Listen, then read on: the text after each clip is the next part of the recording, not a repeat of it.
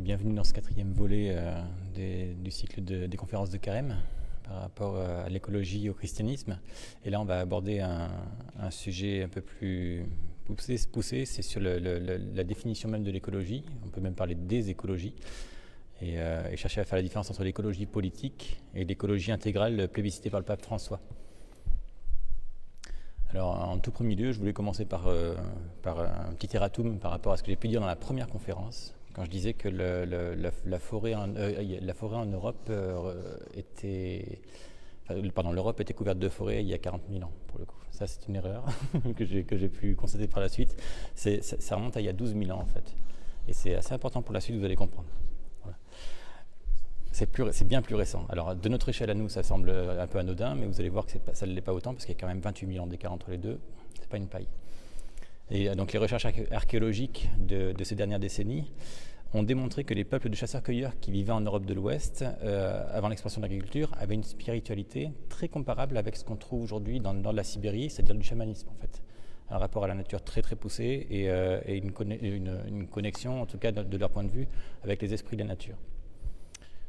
À cette époque, d'ailleurs, le climat européen n'est pas si différent. On a vraiment, comme je vous disais, la calotte glaciaire qui descend jusqu'au nord de l'Europe. Et donc tous les territoires dans lesquels nous sommes là, c'était de la taïga, de la steppe. On avait vraiment des conditions climatiques très très comparables avec ce qu'on trouve aujourd'hui au nord de la Sibérie. Et donc parcourus par des immenses troupeaux d'herbivores, derrière lesquels ces chasseurs qui étaient des peuples nomades habitaient au fur et à mesure des déplacements. Et il faut bien comprendre aussi que cette calotte glaciaire immense retenait une énorme quantité d'eau. Donc le niveau des mers était 120 mètres en dessous de ce qu'il y a actuellement. Pas de manches, des terres très très éloignées du côté de l'Atlantique, et donc des territoires de chasse vraiment immenses de ce côté-là. Et puis il y a 12 000 ans environ, justement, un réchauffement de grande ampleur, très très grande ampleur, plus 4 degrés, rendez-vous compte, 4 degrés. C'est pas si énorme que ça, fait fondre cette calotte glaciaire, libère les glaces, fait monter le niveau des mers de 120 mètres de hauteur, faisant perdre d'immenses territoires de chasse à ces peuplades qui étaient installés là. On pense d'ailleurs que, comme je disais au niveau de la Genèse, au niveau de la première conférence, la Genèse, il faut la prendre du niveau symbolique, à mon sens. Le déluge fait partie des récits bibliques qui sont basés sur une symbolique, mais peut-être bien marqués par des faits réels qui se sont passés dans les anciens temps de l'humanité. Et donc une des explications probables des origines du déluge, qu'on retrouve dans beaucoup de mythologies différentes, et aussi dans le christianisme, sont probablement liées à cette montée des eaux qui s'est faite de manière relativement brutale, avec la perte d'immenses territoires de chasse. Et en parallèle de ça, évidemment, ça libère d'autres terres, comme l'Angleterre, la Scandinavie, toutes ces terres-là qui étaient prises sous la calotte glaciaire se retrouvent libérées et à nouveau des territoires disponibles pour les besoins des hommes. Et donc, ce qu'il faut comprendre, c'est que le besoin des habitants de l'époque est beaucoup tourné autour de la chasse, de la cueillette, enfin des ressources mises à disposition par la nature. Donc il est primordial pour ces peuples-là de s'attirer les bonnes grâces des forces naturelles. Donc les cultes de l'époque sont très fortement liés à la nature. Vous allez voir où je vais en venir. Par exemple, une des plus anciennes divinités connues, dont on pense qu'elle s'appelle Cernunnos, qui est un dieu à tête de cerf. Ça fait partie des plus anciennes divinités connues, en fait, et c'est le dieu de la fertilité naturelle, de l'abondance, par opposition à la culture, en fait. Oui, vous allez voir. Donc là, je vais faire une grosse parenthèse, parce qu'on est vraiment très très loin en arrière, on va essayer de se rapprocher un peu plus de nous, ça sera important, on va arriver jusqu'à nous, vous allez voir. On arrive directement à l'expansion de l'Empire romain. D'accord ? C'est une grosse parenthèse. Donc, on en est au stade de la romanisation de la Gaule. Et donc, le chamanisme et le druidisme, qui sont très proches l'un de l'autre, sont pourchassés et détruits par l'Empire romain qui veut absolument établir sa mainmise sur ces territoires-là. Donc, on assiste à beaucoup de destruction de sites sacrés, l'interdiction des cultes locaux, le remplacement des sites sacrés par des temples des divinités romaines. On a un exemple parfait, pas très loin, Saint-Michel-Mont-Mercure. Mont-Mercure, d'accord ? Avant que ce soit le Mont Mercure, C'était un lieu de culte lunaire du dieu Lugh, qui est un dieu gaulois, en fait, un dieu celte. Donc, suite à ça, encore une fois une belle parenthèse, christianisation de l'Empire romain. Donc, suite à l'édit de Constantin, pour le coup, l'Empire romain acquiert pour religion principale le christianisme. Et donc, on assiste à une christianisation de l'ensemble du territoire couvert par l'Empire romain. Et donc, là, pour le coup, le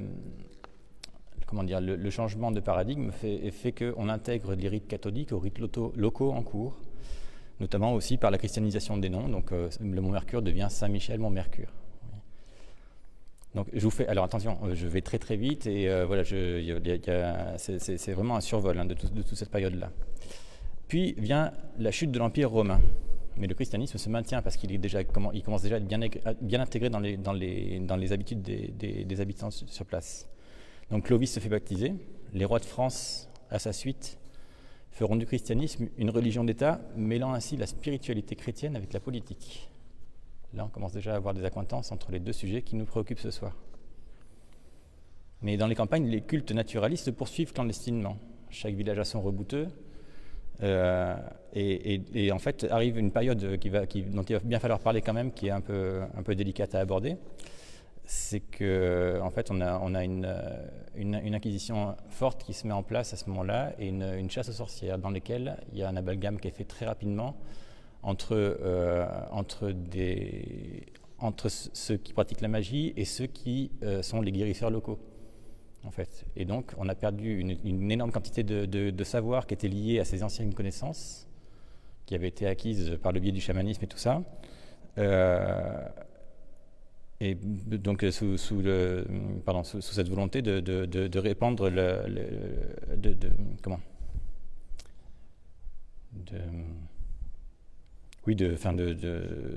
d'installer de manière hégémonique le christianisme. Et donc au même moment, les iconographies sont aussi diabolisées. Donc je vous parlais de Cernunnos tout à l'heure.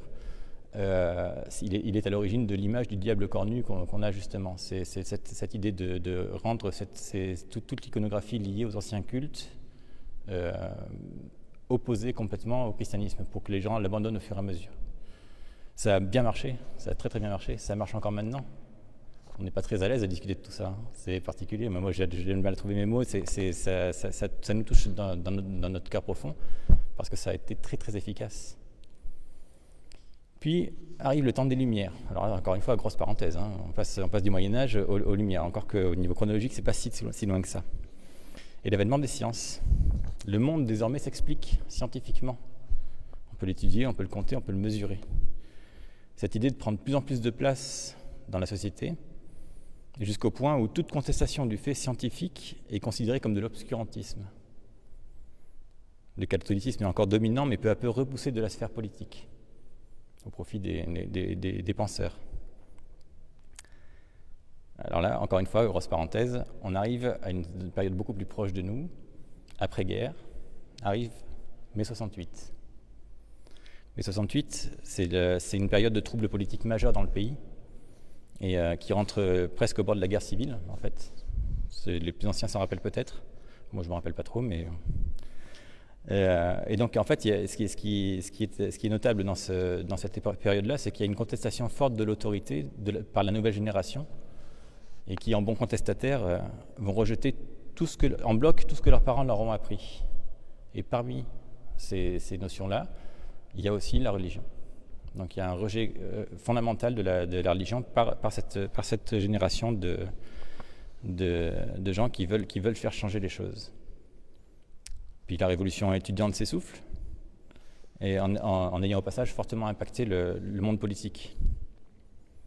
Et dans ce mouvement libertaire émerge l'idée d'un retour à la nature.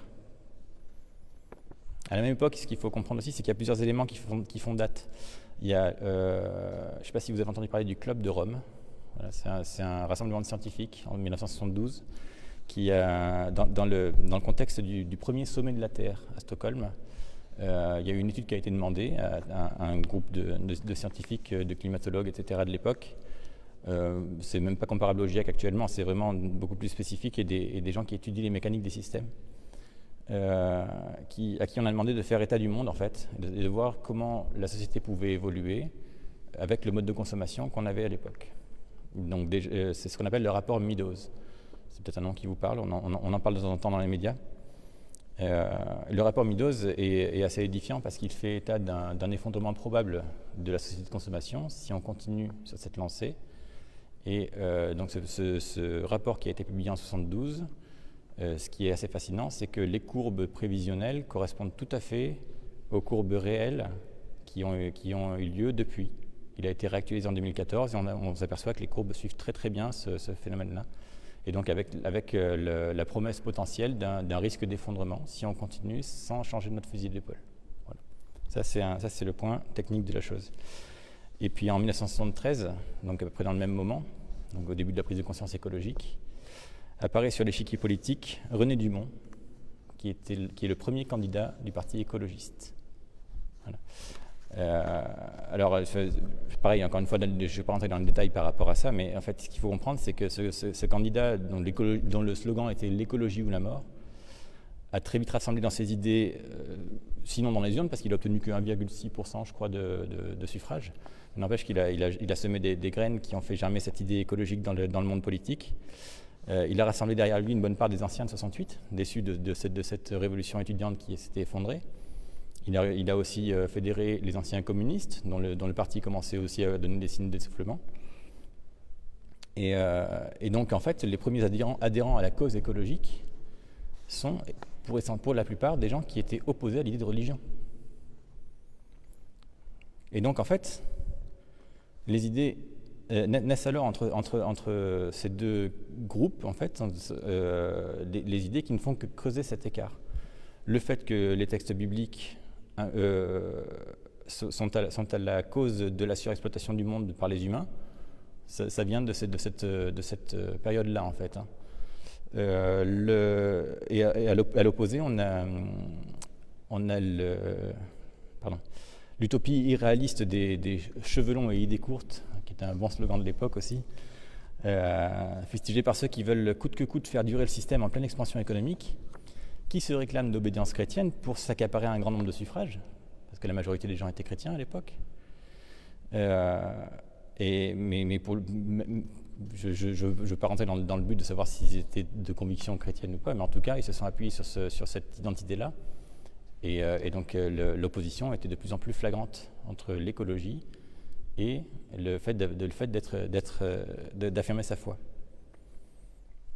Ça y est, le sort en est jeté. Les deux clans s'opposent maintenant. Ça devient une situation quasiment irréconciliable. Les écolos refusent toute idée religieuse, mais défendent une protection de la nature. Par opposition, les chrétiens refusent en bloc les idées contestataires, parmi lesquelles la protection de l'environnement. La politique ne fait pas de détails. Encore aujourd'hui, si on se dit qu'on défend l'environnement, on est catalogué à gauche. J'ai pour exemple quelqu'un avec qui j'ai discuté il n'y a pas si longtemps, qui s'est présenté aux dernières municipales dans un village à proximité. Il voulait se présenter sans étiquette, parce qu'il avait des projets à la fois de développement économique et des projets de protection de la nature et de protection sociale aussi. Il a été catalogué, au vu de son programme, l'hiver gauche. Alors qu'il n'a jamais eu la prétention de se présenter comme étant un candidat de gauche. Mais dans l'acceptation générale, il ne pouvait pas être sans étiquette, il fallait absolument que ça soit à droite, soit à gauche. Forcément, ça crée déjà un clivage en soi. Et si on dit qu'on est catho, on est forcément de droite. Vous comprenez ?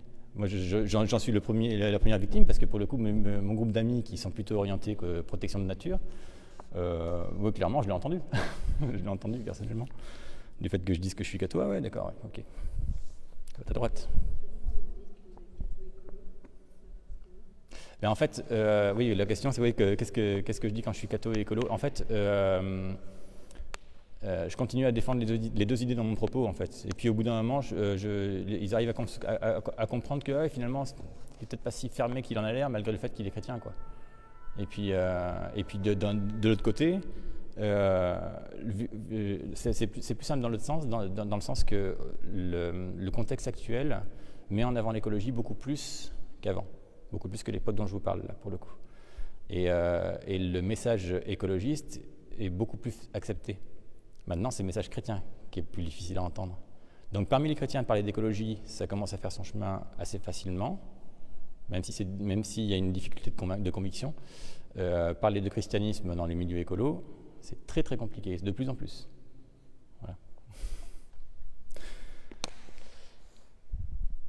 Et pourtant, rappelez-vous de tout ce qu'on a pu dire avec les conférences précédentes, c'est que le fait écologique, la protection de l'environnement, rentre dans la mission du chrétien.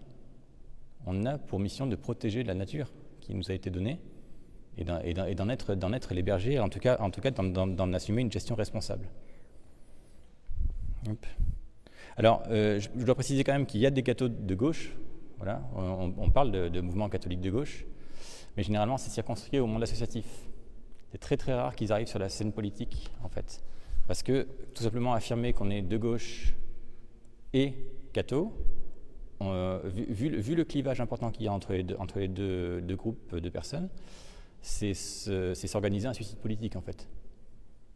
Imaginez un candidat de gauche qui dirait qu'il est catho, il y en a plein qui mettraient un petit mouvement de recul, et inversement. Un candidat de droite qui va commencer à avoir des idées de promotion sociale, ça va être compliqué. Voilà où on en est en fait. Le Seigneur nous a fourni un bateau incroyable sur lequel on est tous. Tout confort, je vous rappelle. On a abri, nourriture, pharmacie, matériaux, bien-être. Ça c'était la 3e conférence. Et en fait, on a percé la coque de ce bateau-là par négligence. On a trop tiré sur la corde, on a voulu gratter là où il fallait pas, on a fait des trous dans la coque. Et puis au lieu de chercher à combler la brèche, alors on gaspille les ressources incroyables de notre cerveau, dont notre cerveau est capable, qui pourraient permettre d'essayer de réparer les choses.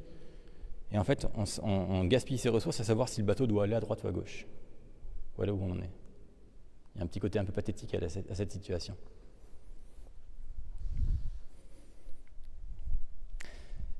Ouais, on est actuellement à un tournant incroyablement crucial pour l'avenir de l'humanité.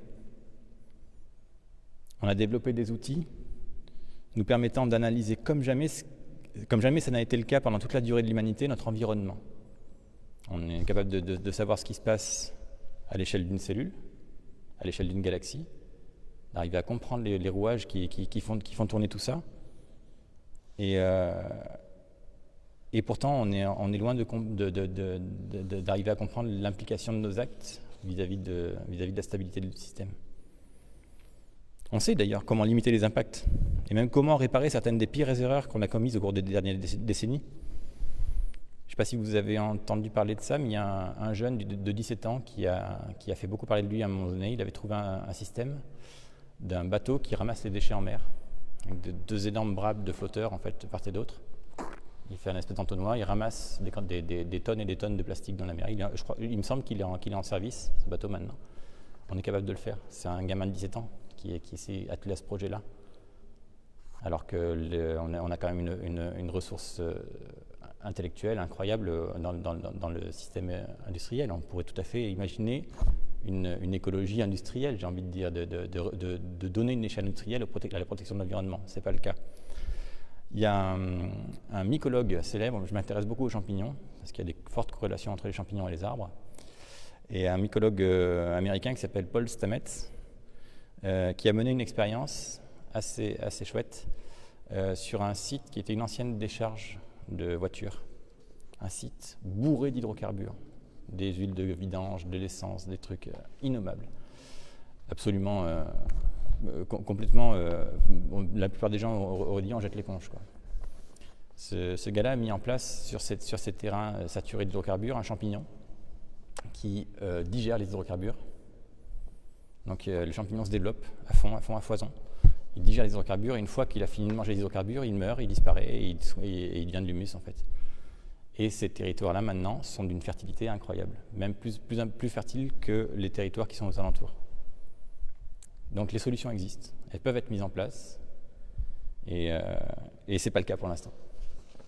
Il y a aussi un autre exemple qui est assez édifiant, c'est l'histoire de Jadav Payeng.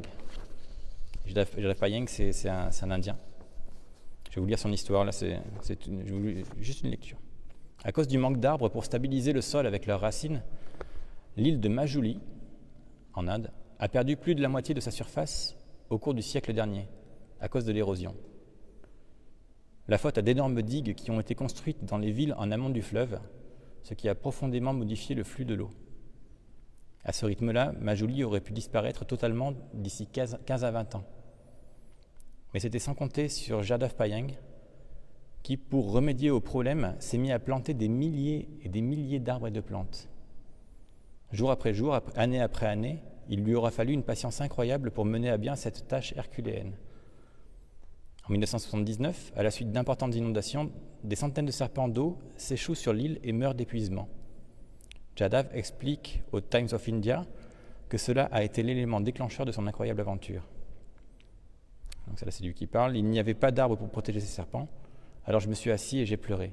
J'ai contacté le ministère des Forêts et je leur ai demandé s'ils pouvaient planter des arbres. Ils m'ont répondu que ça ne servirait à rien d'essayer, que rien ne pousserait jamais de toute façon. Comme j'ai insisté, ils m'ont dit que j'avais qu'à planter des bambous. Ce fut dur, mais je l'ai fait. Et tout seul. Pendant les 30 années qui suivirent, Jadav s'est attelé à la tâche et s'est mis à planter des milliers de plantes, dont 300 hectares de bambous. Je vous laisse imaginer un petit peu. Eh bien, lui en a pris, le travail et le dévouement de Jadav a eu pour effet de fortifier l'île de manière significative et durable. Double effet qui se coule, sa forêt fournit un habitat de choix à de nombreux animaux en voie de disparition qui sont retournés s'installer dans la région. Un troupeau d'une petite centaine d'éléphants, des tigres du Bengale, et même une espèce de vautour qui semblait avoir disparu depuis plus de 40 ans. Une personne qui a consacré sa vie, certes, qui a consacré 30 ans. Mais s'il y a 300 personnes qui y consacrent 30 jours par an, c'est peut-être faisable. Et a fortiori, si on est 60 millions à s'y mettre, ça peut le faire. Est-ce qu'il y a besoin de savoir quelle a été l'inclinaison politique de Jadav Payeng pour comprendre que ce qu'il a fait était juste ? Est-ce qu'il votait à droite ou à gauche ? Et puis, je ne le cache pas, il n'était pas chrétien. Il est sûrement hindou, en fait. Mais par contre, ce qu'il a fait, ça allait dans le sens de Dieu, même si sa foi est différente de la nôtre. Là, on revient sur l'universalité dont je vous parlais dans la première conférence. Peut-être pas se limiter à savoir si les gens pensent de la même manière que nous, pour comprendre que leur action est juste ou pas. Donc là, on est en train quand même d'envisager un réchauffement global de 3 degrés à l'horizon de 2100. 2100, hein, dans 80 ans, nos petits-enfants. 3 degrés, rappelez-vous, la différence de 4 degrés, c'était la steppe ici.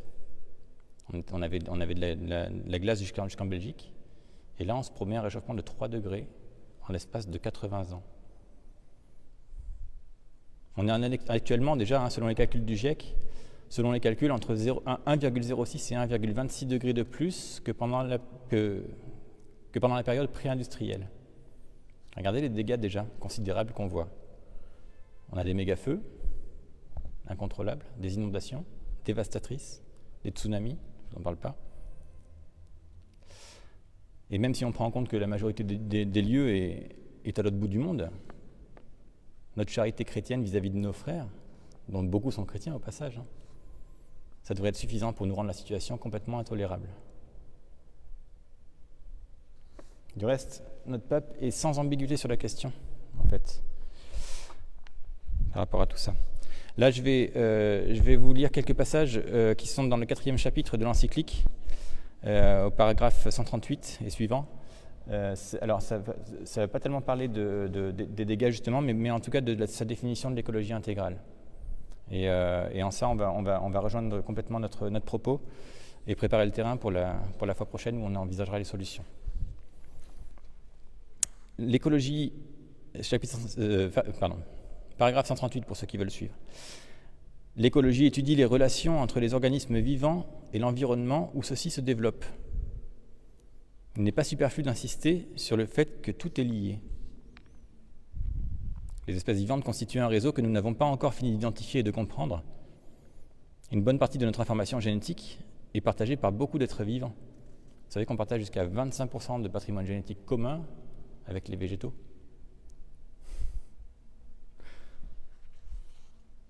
Quand on parle d'environnement, on désigne en particulier une relation, celle qui existe entre la nature et la société qui l'habite. Cela nous empêche de concevoir la nature comme séparée de nous ou comme un simple cadre de notre vie.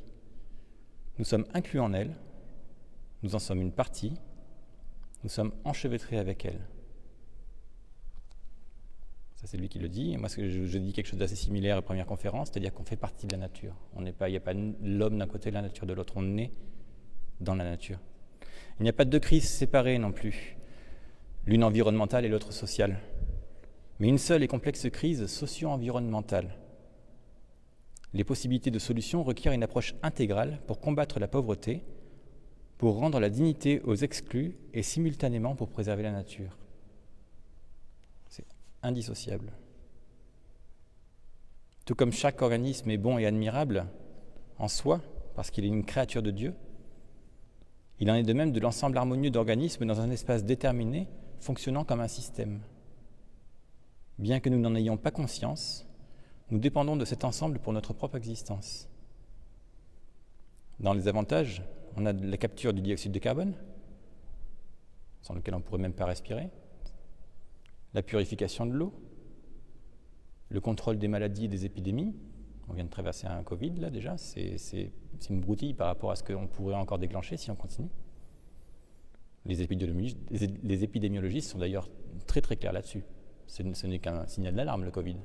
Une maladie relativement bénigne par rapport à d'autres maladies. Juste une petite parenthèse par rapport à ça. Début du siècle dernier, grippe espagnole qui a fait des dégâts absolument plus considérables que le Covid. En particulier, ça a touché beaucoup de jeunes enfants. Mon père me disait qu'à cette époque-là, il n'y avait pas une famille qui avait été épargnée par cette tragédie. Ce qu'il faut comprendre, c'est qu'il y a un village qui se situe au nord du cercle arctique, c'est le village le plus au nord du monde, tout simplement, dans lequel il y a un cimetière. Les tombes sont creusées dans la terre gelée. Et dans ce cimetière, il y a des gens qui ont été enterrés pendant la grippe espagnole. Si le permafrost fond, ce sont des virus qui peuvent tout à fait se réactiver. Le virus peut rester des dizaines, des centaines, des milliers d'années en latence et être réactivé si les conditions le permettent. Donc toute cette partie-là et toute la fonte du permafrost permettrait potentiellement de libérer des virus qui auraient des impacts tellement plus importants sur notre humanité. Je vous vends du rêve, là. C'est une réalité. Il faut quand même garder ça dans le coin de la tête. Même dans la formation du sol, encore une fois, je reviens sur les avantages que nous apportent nos écosystèmes, la décomposition des déchets aussi, et beaucoup de services que nous oublions ou ignorons. Parce que là, pour l'instant, il y a tout ce qu'on a identifié, mais alors, on est tellement loin de s'imaginer toutes les implications qu'en fait, il y a tellement beaucoup de services dont on ignore même l'existence. En opposition de ça, la croissance économique tend à produire des automatismes et à homogénéiser en vue de simplifier les procédures et de réduire les coûts. On passe d'une biodiversité à une homogénéité. J'ai souvent l'habitude d'expliquer aux gens, quand ils me demandent pourquoi leur arbre est tombé malade, je leur dis c'est parce que leur environnement n'est pas assez riche. Un arbre n'a pas son système immunitaire comme nous, interne. En tout cas, pas aussi performant que nous de manière interne. Lui, son système immunitaire se trouve à l'extérieur. C'est toute la faune qui vit autour, les insectes, les oiseaux, tout ça. Certains arbres sont capables d'émettre des phéromones qui vont attirer le prédateur de la chenille qui est en train de le manger. Oui, donc il y a vraiment une interaction immédiate avec l'extérieur. Et plus un système est riche en biodiversité, plus il est résilient. Les parasites sont des êtres vivants qui ont besoin d'un hôte. Donc ils sont par nature même trop faibles pour subsister par eux-mêmes dans la nature. Et donc ils ont besoin d'un hôte. Donc ça veut dire que si la niche écologique est déjà pleine de bêtes qui ne sont pas parasites, de bêtes ou de microbes qui ne sont pas parasites, la résilience du système est beaucoup plus forte et les parasites ont beaucoup moins de prise. On est au même niveau dans le fonctionnement économique. Plus un système est homogénéisé, moins il est résilient. Nous avons tendance à vouloir mondialiser, ça nous rend moins résilients. Un grain de sable dans le système, ça grippe tout l'ensemble. Une guerre en Ukraine, toute l'énergie est impactée sur l'Europe. Une situation équivalente d'un conflit à proximité n'aurait pas eu un impact aussi fort il y a de ça 100 ou 150 ans. C'est pourquoi une écologie économique est nécessaire. Aujourd'hui, l'analyse des problèmes environnementaux est inséparable de l'analyse des contextes humains, familiaux, de travail et urbains. Les conditions de vie impactent aussi sur cette biodiversité écologique et économique. Si tout est lié, l'état des institutions d'une société a aussi des conséquences sur l'environnement et sur la qualité de vie humaine. Toute atteinte à la solidarité et à l'amitié civique provoque des dommages à l'environnement. Oui, ça marche dans les deux sens. On altère l'environnement, ça a un impact social. On altère les relations sociales, ça a un impact sur l'environnement. Hop. L'écologie suppose aussi la préservation des richesses culturelles de l'humanité au sens le plus large du terme. C'est pas par hasard que je vous ai parlé à plusieurs reprises des peuples anciens et des peuples anciens, des peuples qu'on appelle à tort primitifs, qu'on pourrait plus judicieusement appeler les peuples premiers. L'écologie exige qu'on fasse attention aux cultures locales lorsqu'on analyse les questions en rapport avec l'environnement, en faisant dialoguer le langage scientifique et technique avec le langage populaire. La vision consumériste de l'être humain, encouragée par les engrenages de l'économie globalisée actuelle, tend à homogénéiser les cultures et à affaiblir l'immense variété culturelle qui est un trésor de l'humanité. Et la disparition d'une culture peut être aussi grave ou plus grave que la disparition d'une espèce animale ou végétale. De la même manière, tout est lié. Notre système économique est un écosystème. Si on l'altère, si on fait disparaître des cultures, c'est exactement la même chose qu'une espèce qui disparaît, de ce point de vue-là. L'imposition d'un style de vie hégémonique lié à un mode de production peut être autant nuisible que l'altération des écosystèmes. J'ai vu passer il n'y a pas longtemps sur Facebook une image assez rigolote, en tout cas qui donnait le ton de la plaisanterie, où on voyait deux situations, une en 1921, une de nos jours, de maisons, une en Bretagne, une en Auvergne. La maison bretonne, typique des maisons bretonnes, avec toit en ardoise, etc. Maison d'Auvergne avec des toits très pentus, avec la pierre en granit rose. Et de nos jours, un bâtiment d'architecte, tout rond, tout gris, tout carré, voilà. Et là, exactement la même image, évidemment, sur la photo d'à côté. Et c'est une réalité. Moi qui travaille chez les particuliers, je vous garantis que maintenant, on peut travailler dans n'importe quelle ville, on a les mêmes maisons, que ce soit d'une ville à l'autre, dans les lotissements, etc. Cette perte de diversité culturelle, c'est déjà en soi une perte de biodiversité, dans le sens large du terme. Dans ce sens, il est indispensable d'accorder une attention spéciale aux communautés aborigènes et à leur tradition culturelle. En effet, la terre n'est pas pour ces communautés un bien économique, mais un don de Dieu et des ancêtres qui y reposent, un espace sacré avec lequel elles ont besoin d'interagir pour soutenir leur identité et leurs valeurs. Quand elles restent sur leur territoire, ce sont précisément elles qui les préservent le mieux. Et ça, il n'y a pas longtemps, sous l'impulsion d'une équipe d'anthropologues, dans laquelle a participé la personne dont je vous ai parlé la dernière fois, Jérémy Narby, on a pris un carré de forêt amazonienne où vivaient encore un carré, des milliers de kilomètres carrés, où vivaient des tribus autochtones, et une situation très comparable à côté où ces tribus avaient été chassées pour des questions d'exploitation de ressources. Et en fait, la biodiversité était rendue bien plus importante dans ces territoires qui étaient habités par ces tribus que l'endroit où elles avaient été chassées. Elles savent gérer la forêt parce qu'elles y vivent depuis des dizaines de milliers d'années, et ce n'est pas une exagération. Et donc on a besoin de s'appuyer sur leur expérience et sur leurs compétences par rapport à ça pour comprendre comment fonctionne la biodiversité. Mais ces communautés font l'objet de pression pour abandonner leurs terres afin de les laisser libres pour des projets d'extraction, ainsi que pour des projets agricoles ou de la pêche, et qui ne prêtent pas attention à la dégradation de la nature et de la culture. Mais c'est pour nous, en fait. C'est pour notre confort à nous que ça se passe. C'est pour notre alimentation, pour notre surconsommation de ressources, de terres rares, des choses comme ça. C'est pour ces raisons-là. C'est parce que nous acceptons de mener la vie qu'on mène que ces gens-là se retrouvent chassés de chez eux. Je vous avais dit que je vous bousculerais.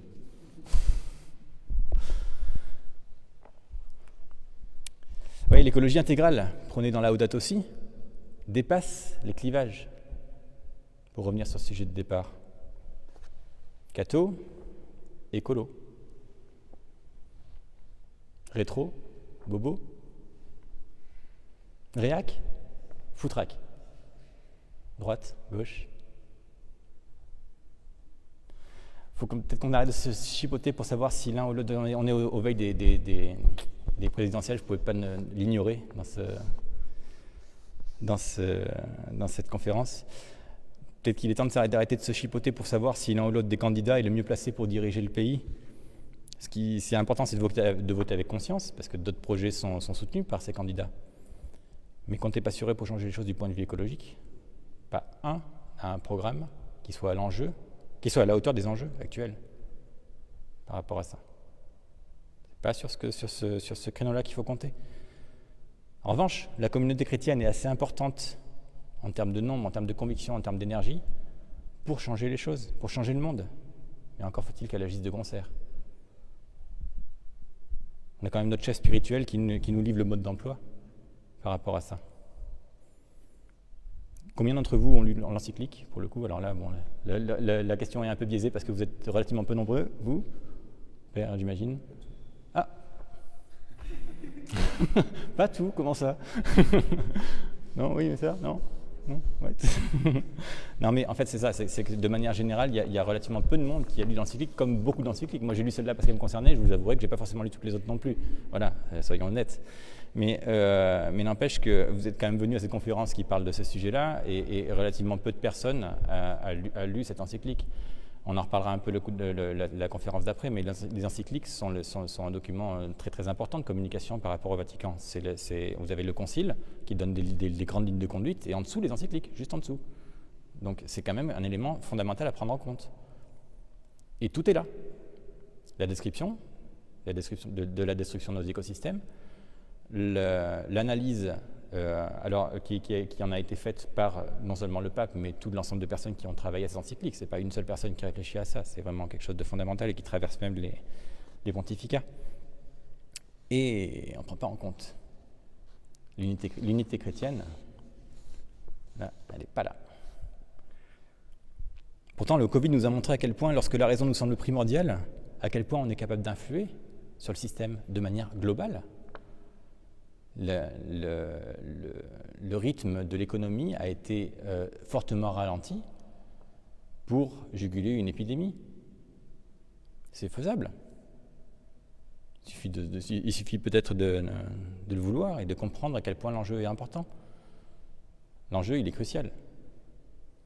Le rapport Meadows, dont je vous parlais tout à l'heure, prévoit. Les prévisions scientifiques, c'est toujours un peu particulier, mais imagine en tout cas un effondrement global du système à l'horizon de 2030. On est en 2022. C'est peut-être temps qu'on réagisse. Mais il serait surtout temps qu'on soit à la hauteur de la mission que le Seigneur nous a confiée.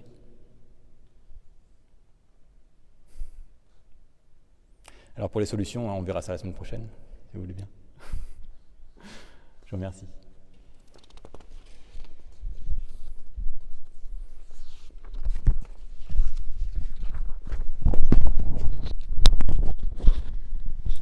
Bien, merci François. Donc pour les solutions, c'est la semaine prochaine, rendez-vous à 17h30 pour plein de solutions. Après, il n'y aura plus qu'à les mettre en œuvre, c'est ça? Exactement. On va donc peut-être pour conclure se confier à la Vierge Marie. Je vous invite même ceux qui sont en ligne. Et puis ceux qui voudront, après il y aura les vêpres à la suivre. Je vous salue Marie, pleine de grâce. Le Seigneur est avec vous. Vous êtes bénie entre toutes les femmes, et Jésus, le fruit de vos entrailles, est béni. Sainte Marie, Mère de Dieu, priez pour nous pauvres pécheurs, maintenant et à l'heure de notre mort.